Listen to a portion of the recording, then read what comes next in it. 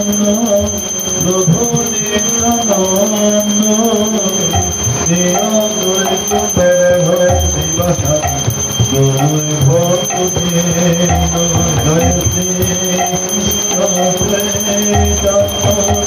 প্রভু নিত্যানন্দ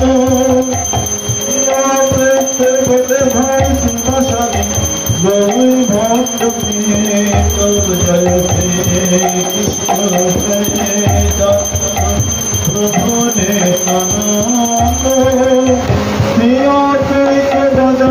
শিবসাদী গৌর ভক্তবৃন্দ হরে কৃষ্ণ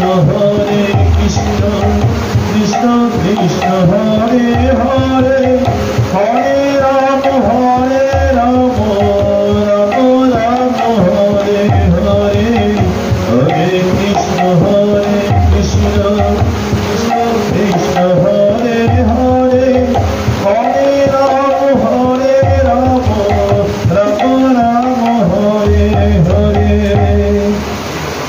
শ্রী গুরু চরণ কমলে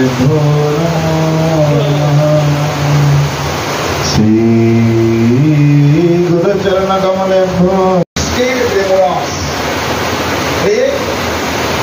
এমন একটি শ্লোক রচনা করলেন গোস্বামী পাদ যে